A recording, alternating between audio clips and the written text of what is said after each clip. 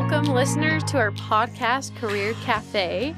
Today we're going to talk about decisions and destinations, how to accept and decline opportunities with poise.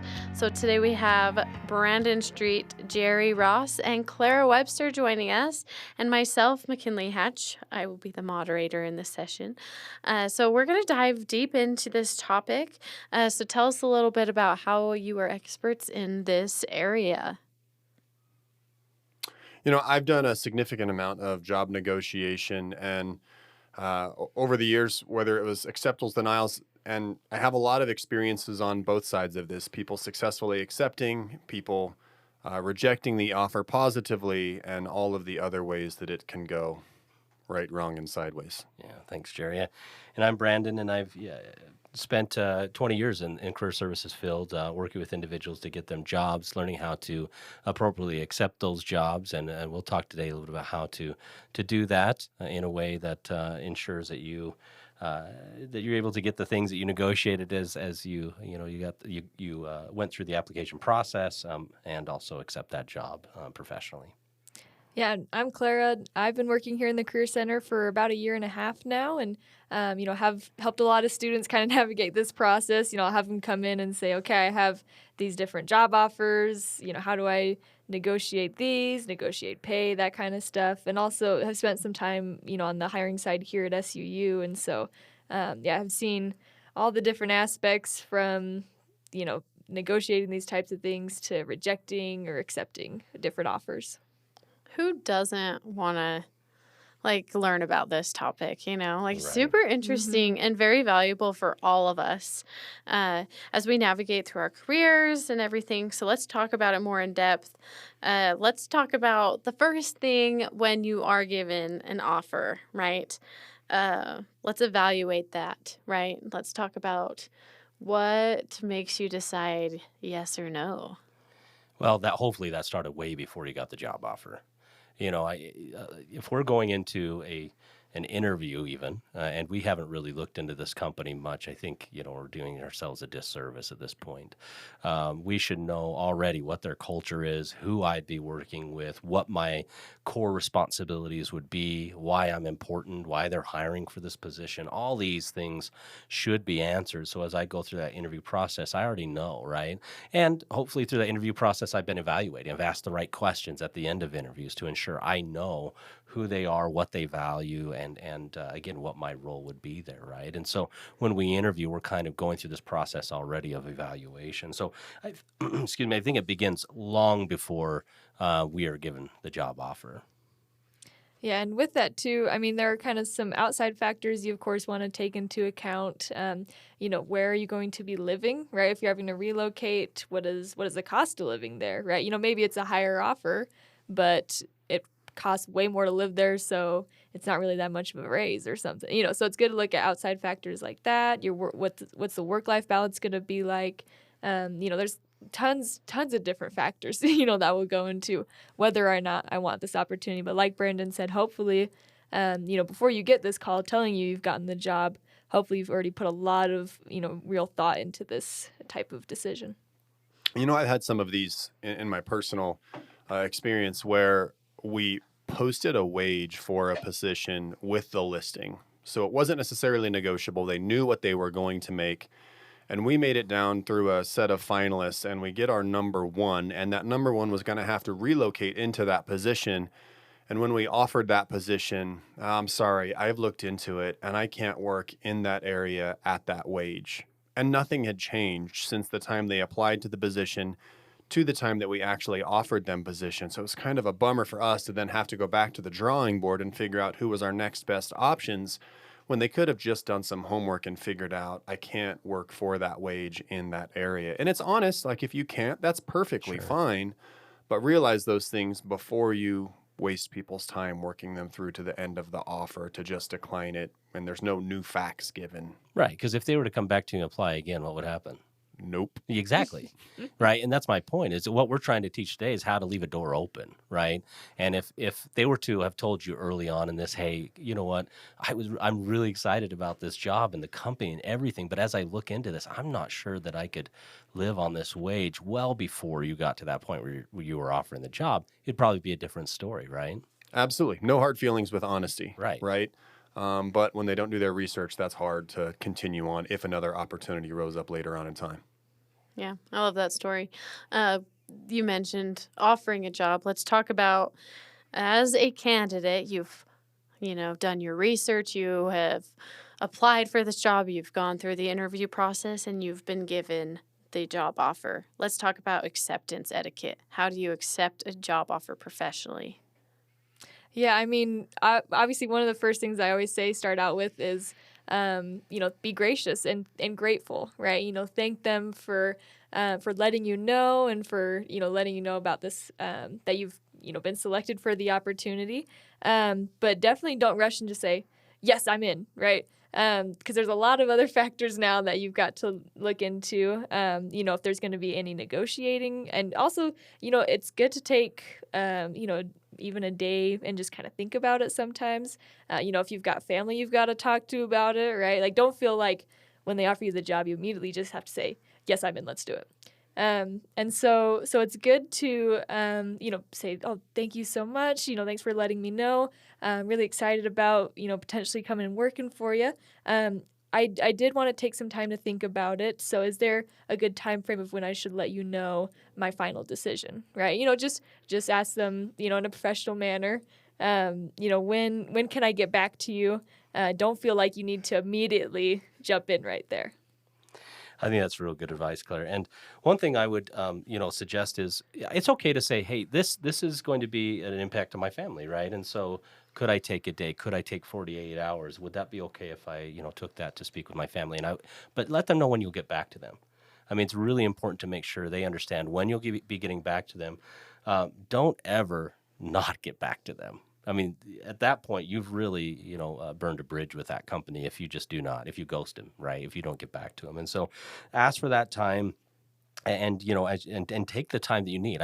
I don't think if a company is rushing you to make a decision right then, you have to evaluate if that's a company you want to work for, in my opinion, because again, this doesn't just affect you. If you have a family, it could affect a family as well. And I think it's okay to take a day or even two and let them know, hey, is it okay if but as you said, make sure you're excited about that offer too. One thing you don't want, I've called people where you're like, are you even excited that I just offered you a job? Make sure you say, oh, I'm so excited. Thank you so much for this opportunity. It's been a pleasure going through this process with you. I am really excited, but again, this is going to affect my family. I'd like to just take a day or two to talk to them if you're okay with that. Yeah. And also, I remember I've been on the receiving end of a few job denials, and letting them know why helps them possibly modify their job to be more competitive. And a lot of times the person that you're directly interacting with, the recruiter, they're not the one that sets the wage. They're not the one that sets the this or the that, or the reason maybe you chose another job over this one. But sometimes giving them that information helps them go back to decision makers and say, we've had 3 offers and all of them have declined us for this reason. We need to adjust that as a company. And you help them grow sometimes by those denials if we're honest enough with them. Brandon mentioned exploding offers a bit, which we'll dive into when they don't give you time to think about it if you ask for it and everything. But I did want to ask, what is an appropriate timeline to say? You had mentioned 48 hours or a day to think about it, or 2. What is the longest you can say?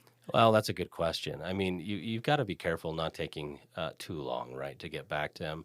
I typically, my personal opinion is I think there can be different opinions depending on the employer too, right? But I think 48 hours is a good time to say, do you mind if I have time to do this and get back to you within 48 hours? I think if you take much longer than that, they're thinking, are you serious about this or not, right? And a week definitely just leaves me as an employer just out there too long wondering, are you within this week just going to stop talking? I mean, are you still interested? I don't know what's going on, right?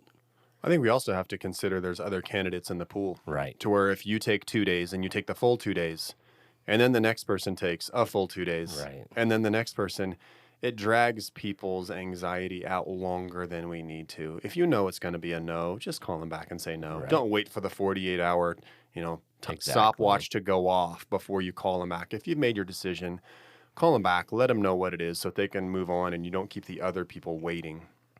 Yeah.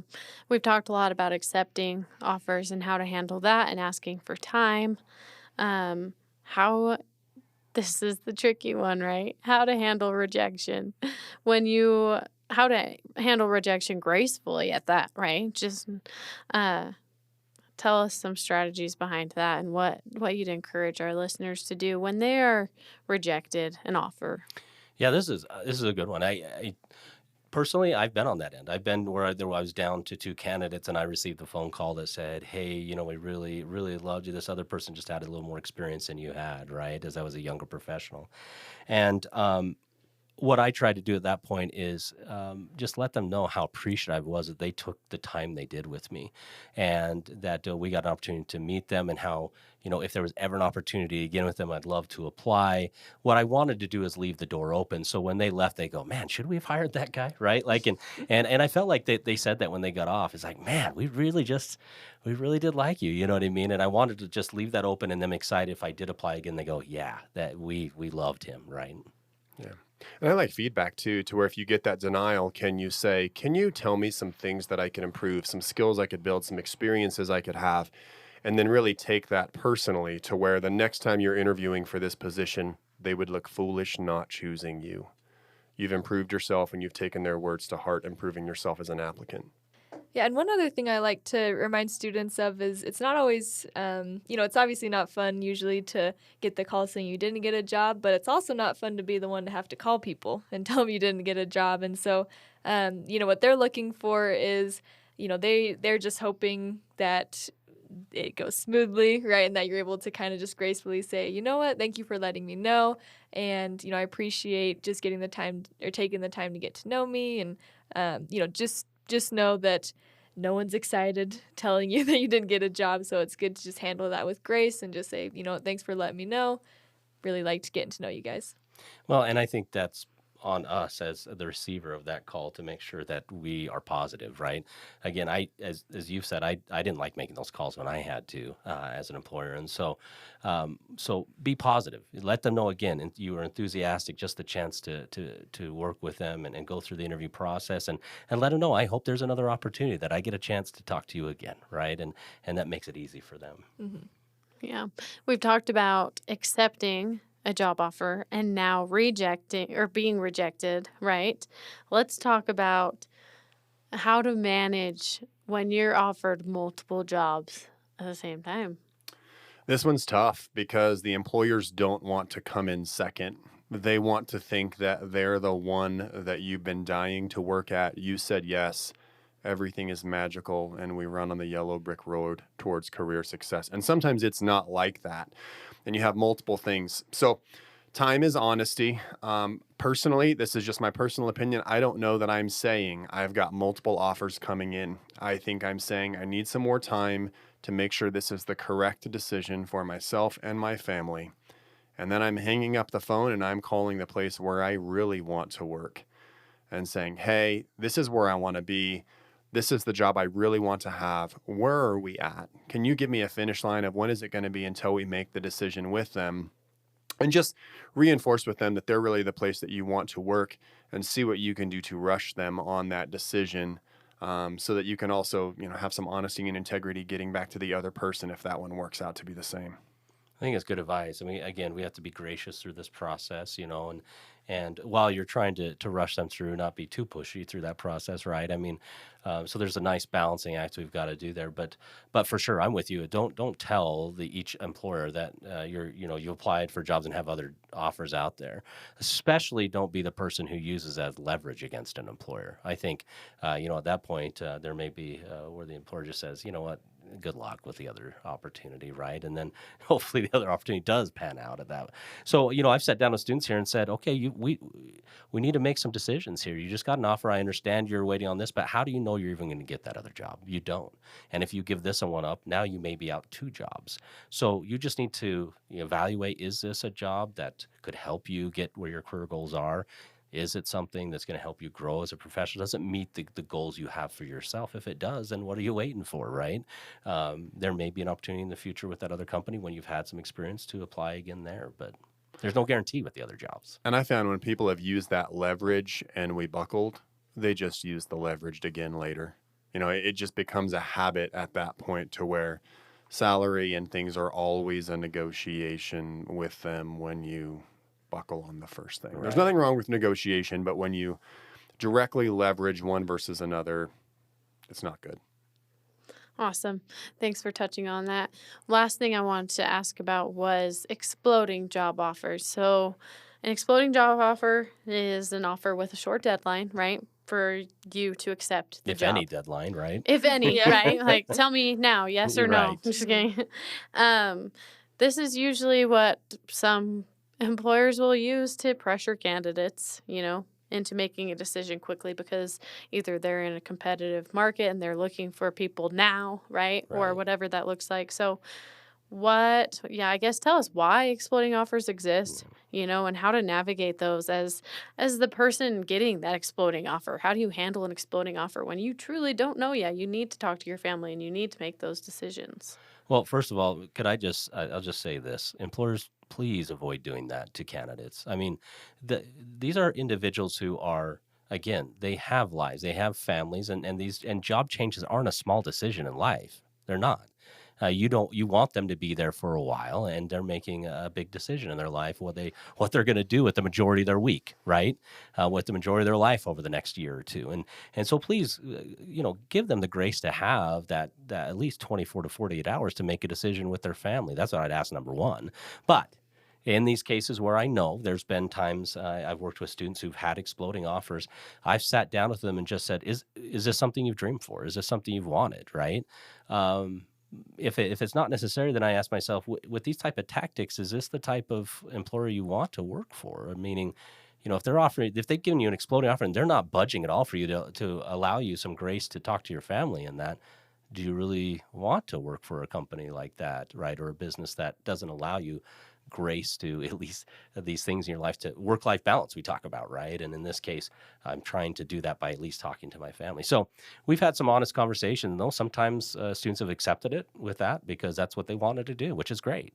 Other times they've reevaluated and said, I don't know if I want to, if this is, right off the bat, how what I'm getting from the employer. So I think these are dominant in sales and high pressure positions also. Right. Oh, yeah. So it's kind of when you are expected to get people to give you an instant yes, those salespeople will come back with, hey, I'd like a day to think about this. To think about what? What are the questions you have? I'll answer them right now.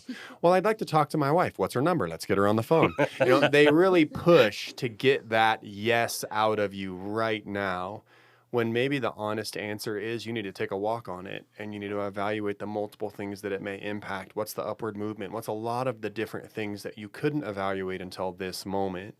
So you should be doing your homework, but if you're here and this is just it, the exploding offer is typically not a positive thing. Right. Mm-hmm. Well, thanks, listeners, for tuning in today on our podcast episode, Decisions and Destinations, Navigating How to Accept and Decline Opportunities with Poise. And, of course, grace, like we talked about. Jerry, why don't you wrap this one up? You guys know that before this, I was studying to be a doctor, but No. I didn't have any patience. Oh, man. Yeah. Gosh. I can see why you didn't make it. Boo.